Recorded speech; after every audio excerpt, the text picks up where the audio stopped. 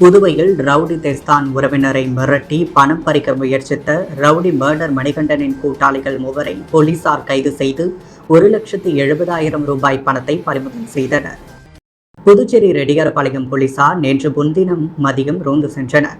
அப்பொழுது உழவர்கரை அரசு பள்ளி அருகே ரவுடி தெஸ்தான் உறவினரான விமல் வீட்டின் அருகே நின்றிருந்த பெண்களிடம் சண்டை இழுத்துக் கொண்டிருந்தாராம். வாலிபர்கள் போலீசாரை கண்டதும் தப்பி ஓடினர். விசாரணையில் தெஸ்தான் உறவினரான விமல் ரியல் எஸ்டேட் தொழில் செய்கிறார். சமீபத்தில் உழவர்கரை பள்ளிக்கு பின்புறம் உள்ள இடத்தை விற்று கொடுத்ததில் விமலுக்கு பணம் வந்துள்ளது. அந்த பணத்தில் பங்கு கேட்டு சிறையில் உள்ள மர்டர் மணிகண்டன் மொபைல் போனில் விமலை தொடர்பு கொண்டு மிரட்டியுள்ளார். ஆனால் விமல் பணம் தரவில்லை. இதனால் மர்டர் மணிகண்டன் தனது கூட்டாளிகளை விமல் வீட்டிற்கு அனுப்பி பணம் கேட்டு மிரட்டியது தெரியவந்தது. பணம் கேட்டு மிரட்டிய மர்டர் மணிகண்டன் மனைவி பத்மாவதியின் உறவினர் நூனாங்குப்பம் பள்ளிக்கூட வீதியை சேர்ந்த 33 வயதாகும் ரஞ்சித் குமார், பூமியான்பேட்டை பாவான நகரை சேர்ந்த 28 வயதாகும் பிரகாஷ்குமார், வானரப்பேட்டை பிரான்ஸ்வா தோப்பை சேர்ந்த 44 வயதாகும் ரவுடி ஜெரால்ட் ஆகியோரை வேல்ராம்பட்டி ஏரிக்கரை அருகே போலீசார் கைது செய்தனர். அவர்களிடமிருந்து ஒரு ஸ்கூட்டர், தினசரி மாமூல் வசூல் பணம் 1,70,000 ரூபாயை பறிமுதல் செய்தனர். மேலும் சிறையில் உள்ள கைதி பெருமாள் ராஜா உள்ளிட்ட கைதிகள் அவர்களின் பெயர்களில் கவர்னர், முதல்வர் உள்ளிட்டோருக்கு எழுதிய 20 கடிதங்களும் பறிமுதல் செய்யப்பட்டது. மத்திய அரசு நடைமுறைப்படுத்தியுள்ள 3 புதிய சட்டங்களை திரும்பப் பெற வலியுறுத்தி குரல் முழக்க கண்டன ஆர்ப்பாட்டம் புதுச்சேரி சாரத்தில் நடைபெற்றது.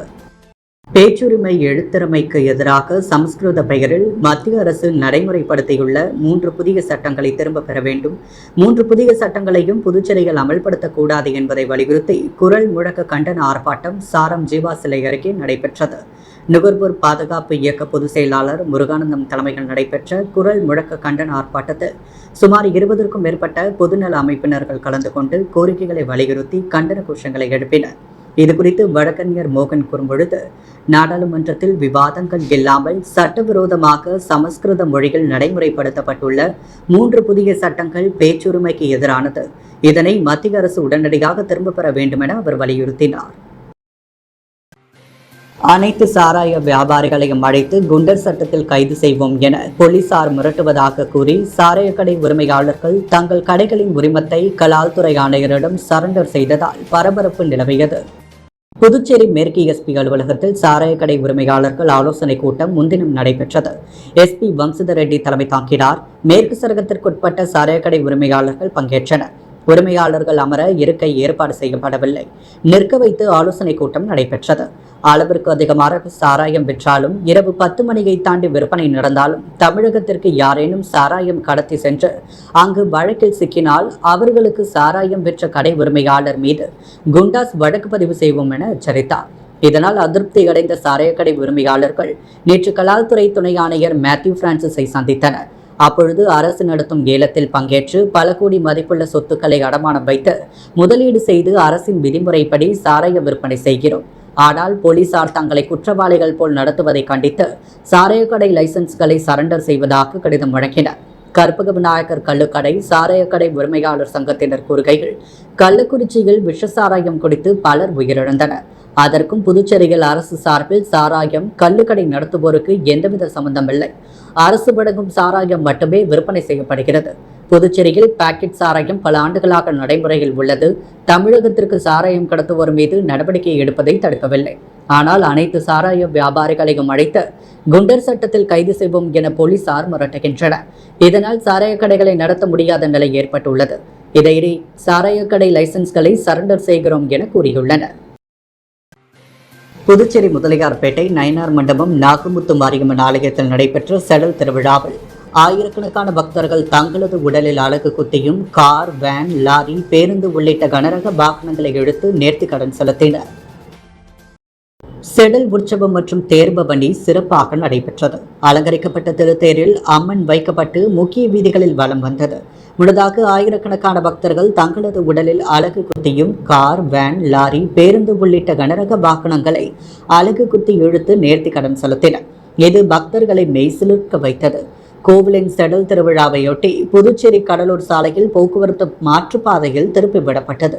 விழாவில் ஆயிரக்கணக்கான பொதுமக்கள், பக்தர்கள் கலந்து கொண்டு சுவாமியை தரிசனம் செய்து சென்றனர்.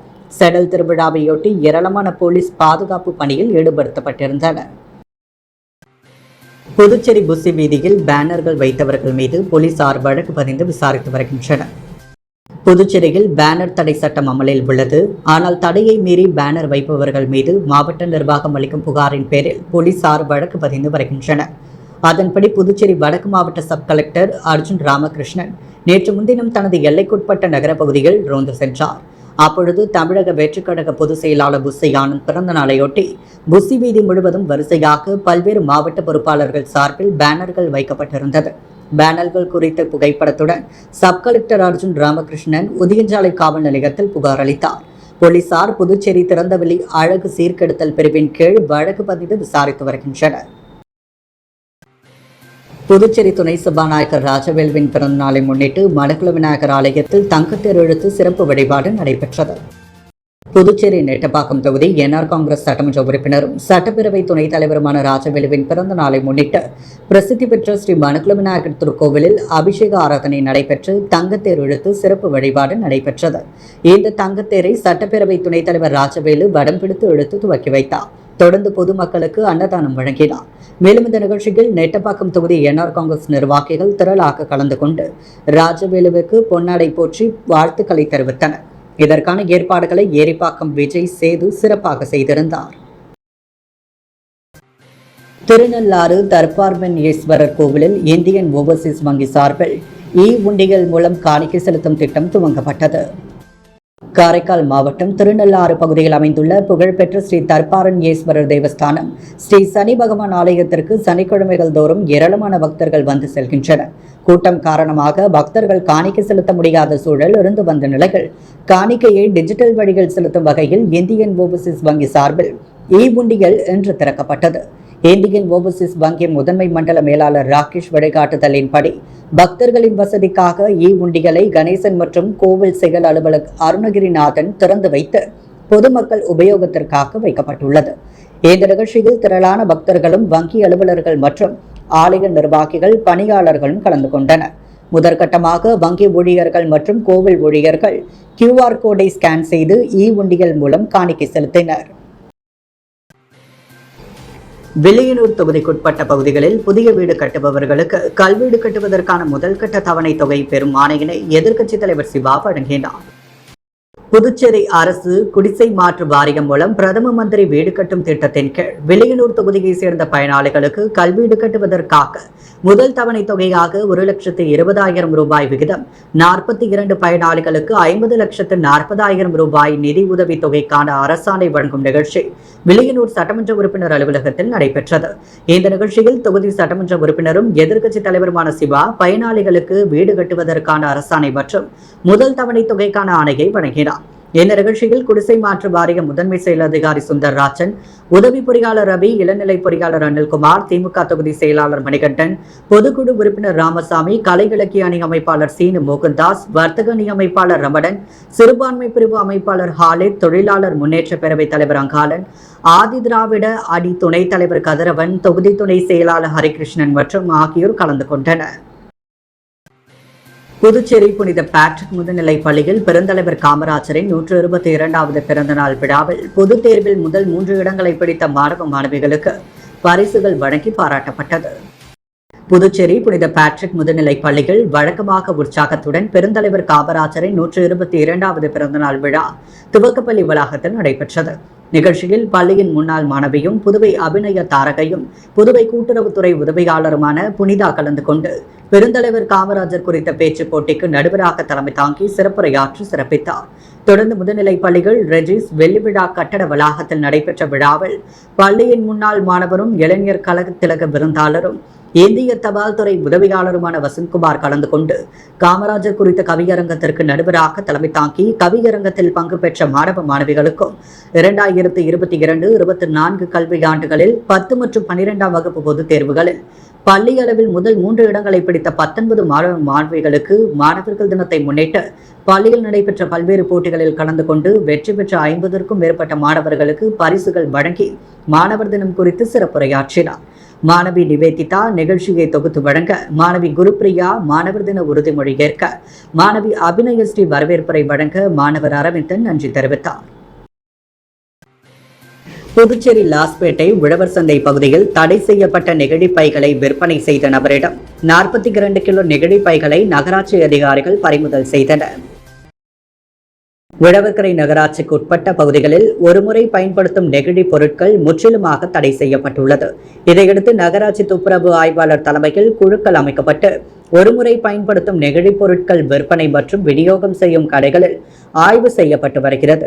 அதன்படி உழவர்கரை நகராட்சி ஆணையர் சுரேஷ்ராஜ் உத்தரவின் பேரில் சுகாதார ஆய்வாளர் மற்றும் ஊழியர்கள் அடங்கிய குழுவினர் லாஸ்பேட்டை உழவர் சந்தை மார்க்கெட் பகுதியில் நேற்று ஆய்வு மேற்கொண்டனர்.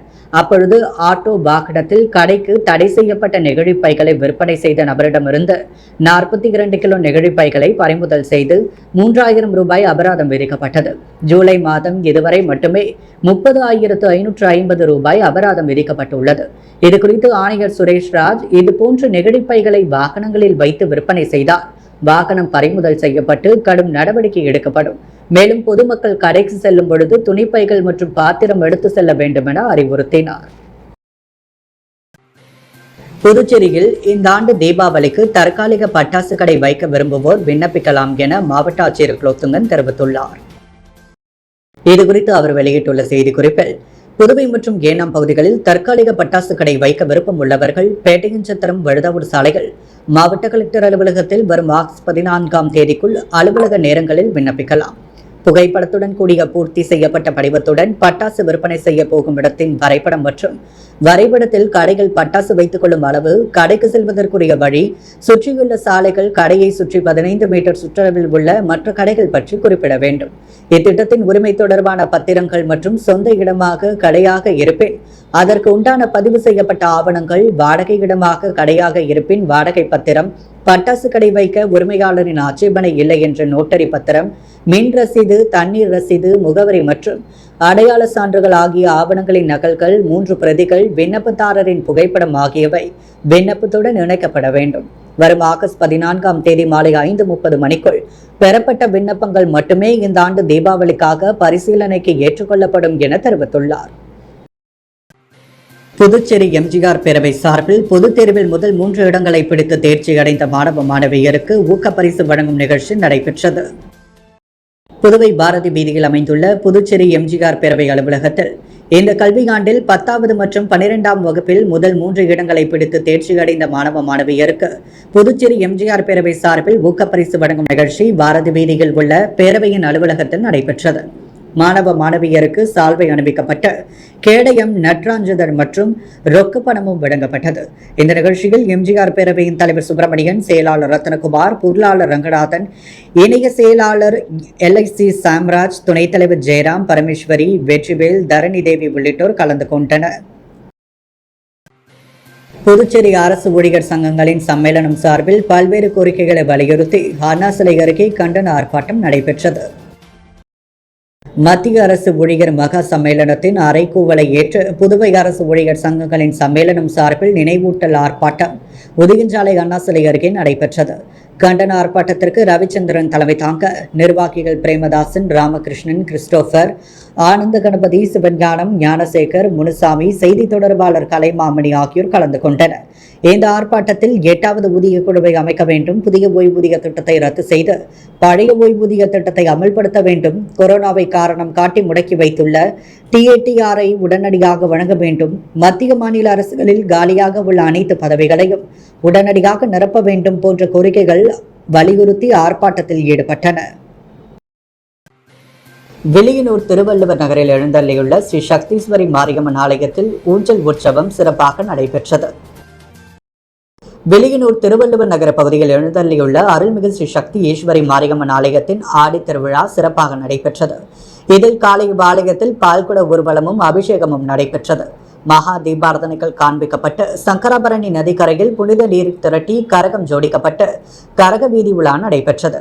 அம்மனுக்கு சாகை வார்த்த நிகழ்ச்சி நடைபெற்றதை தொடர்ந்து மாலை அம்மனுக்கு பொங்கலிட்டு படைத்து சிறப்பு அலங்காரத்தில் ஊஞ்சல் உற்சவம் ஏற்பாடு செய்யப்பட்டு சிறப்பு பூஜைகளுடன் மகா தீபார்த்தனைகள் காண்பிக்கப்பட்டது. இதில் ஏராளமான பக்தர்கள் கலந்து கொண்டு சுவாமி தரிசனம் செய்து வழிபட்டனர். வில்லியனூர் பகுதியில் எழுந்தள்ளியுள்ள அருள்மிகு ஏகாம்பரநாதர் மகேஸ்வரர் ஆலய மண்டல பூஜை நிறைவு விழா இன்று நடைபெற்றது. புதுச்சேரி வில்லியனூர் அனந்தம்மாள் சத்திரம் எதிரே அமைந்துள்ள அருள்மிகு ஏகாம்பரநாதர் மகேஸ்வரர் ஆலயத்தில் கடந்த ஜூன் மாதம் திருக்குட நன்னீராட்டு பெருவிழா சிறப்பாக நடைபெற்றது. அதைத் தொடர்ந்து 48 நாட்கள் மண்டல பூஜை சிறப்பாக நடைபெற்று வந்தது. இதன் நிறைவு விழா இன்று காலை நடைபெற்றது. இதில் யாக குண்டம் அமைக்கப்பட்டு கணபதி ஹோமத்துடன் துவங்கி வேத பாராயணம் செய்து கடம்புறப்பாட்டுடன் மூலவர் மற்றும் பரிவார மூர்த்திகளுக்கு கலசாபிஷேகம் செய்யப்பட்டு மகா தீபாரதனை காண்பிக்கப்பட்டது. இவ்விழாவில் தொகுதியின் சட்டமன்ற உறுப்பினரும் சட்டப்பேரவை எதிர்க்கட்சித் தலைவருமான சிவா கலந்து கொண்டு சுவாமி தரிசனம் செய்தார். தொடர்ந்து திமுக ஆன்மீக குழுவினரின் சுந்தரர் தேவாரம் வரலாற்று முறைப்பதத்தினை சட்டமன்ற உறுப்பினர் சிவா வெளியிட்டு பக்தர்களுக்கு வழங்கினார். நோனாங்குப்பத்தில் வன்னியர் சங்க ஆண்டு விழாவை முன்னிட்டு கொடியேற்றப்பட்டு இனிப்புகள் வழங்கி கொண்டாடப்பட்டது. வன்னியர் சங்கத்தின் ஆண்டு விழாவை முன்னிட்டு நோனாங்குப்பம் படகு குழாம் எதிரே உள்ள பகுதியில் வன்னியர் சங்க கொடியேற்றும் நிகழ்ச்சி காலை நடைபெற்றது. நிகழ்ச்சிக்கு மாநில வன்னியர் சங்க செயலாளர் முருகன் தலைமை தாங்க பாட்டாளி மக்கள் கட்சி மாநில துணை அமைப்பாளர் வடிவேல், மாநில வன்னியர் சமூக முன்னாள் தலைவர் ராமகிருஷ்ணன் மற்றும் மாநில இளைஞர் சங்க செயலாளர் சேகர், மாநில மண்டல முன்னாள் செயலாளர் சிவராமன், வன்னியர் சங்க மாநில பொருளாளர் பாண்டியராஜன் ஆகியோர் முன்னிலை வகித்தனர். வன்னியர் சங்க மாநில துணைத் தலைவர் பாண்டரங்கன், பசுமை தாயகம் செயலாளர் ராஜாராமன், தொழிற்சங்க செயலாளர் பாண்டித்துரை, கதிர்காமம் தொகுதி செயலாளர் ஜெயச்சந்திரன் உள்ளிட்டோர் கலந்து கொண்டு நிகழ்ச்சிக்கான ஏற்பாடுகளை செய்திருந்தனர். வில்லியனூர் சுல்தான்பேட்டை பகுதியில் தமிழ்நாடு தவ்ஹீத் ஜமாத் புதுச்சேரி மாவட்டம் சுல்தான்பேட்டை ARR நகர் கிளை மற்றும் ஜிப்மர் அரசு மருத்துவமனை இணைந்து மாபெரும் இரத்த தான முகாம் நடைபெற்றது. தமிழ்நாடு தவ்ஹீத் ஜமாத் புதுச்சேரி மாவட்டம் சுல்தான்பேட்டை ARR நகர் கிளை மற்றும் ஜிப்மர் அரசு மருத்துவமனை இணைந்து மாபெரும் இரத்த தான முகாம் வில்லியனூர் சுல்தான்பேட்டை பகுதியில் சனிக்கிழமை காலை 10 மணி முதல் மதியம் 1 மணி வரை நடைபெற்றது. மாவட்ட மருத்துவர் அணி செயலாளர் அபுபக்கர் சித்திக் கலந்து கொண்டு நிகழ்ச்சியை துவக்கி வைத்தார். மேலும் மாவட்ட தொண்டரணி செயலாளர் அகமது உசேன் மற்றும் கிளை செயலாளர் தலைவர் பாரூக், கிளை செயலாளர் உமர் சிராஜுதீன் மற்றும் பொருளாளர் தாஹிதீன், துணைத் தலைவர் நஹ்மல் அல்ஹம், துணை செயலாளர் பாட்ஷா, மருத்துவர் அணி செயலாளர் ஃபரித் கான், மாணவர் அணி செயலாளர் ஃபாசில், தொண்டரணி செயலாளர் ஜான் பாஷா, வர்த்தகர் அணி செயலாளர் அகமது அலி ஆகியோர் இரத்த தானம் குறித்த விழிப்புணர்வை மக்களுக்கு எடுத்துக் கூறினர்.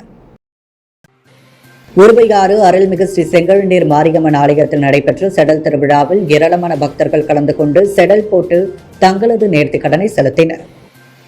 புதுச்சேரி மாநிலம் வில்லியனூர் கொம்யூன் உருவையாறு கிராமத்தில் அமைந்துள்ளது அருள்மிகு ஸ்ரீ செங்கழுநீர் மாரியம்மன் ஆலய செடல் திருவிழாவை முன்னிட்டு கொடியேற்றுதல் விழா கடந்த 11ஆம் தேதி வியாழக்கிழமை நடைபெற்றது. தொடர்ந்து சுவாமி மின்னலங்காரத்துடன் வீதி விழா நடைபெற்றது. இதில் தினந்தோறும் உற்சவ தினங்களில் காலை 9 மணி முதல் அருள்மிகு ஸ்ரீ செங்கழுநீர் மாரியம்மனுக்கு சிறப்பு அபிஷேகம் நடைபெற்று வருகிறது. நேற்று 9ஆம் நாள் உபயதாரர்கள் ஏற்பாட்டில் நடைபெற்ற செடல் திருவிழாவில் பக்தர்கள் அலகு குத்திக் கொண்டு கார் இழுத்தும் திரளான பக்தர்கள் கலந்து கொண்டு செடல் போட்டு தங்களது நேர்த்திக் கடனை செலுத்தினர். மின்னலங்காரத்துடன் சுவாமி வீதி விழாவும் தேர் வீதி விழாவும் நடைபெற்றது.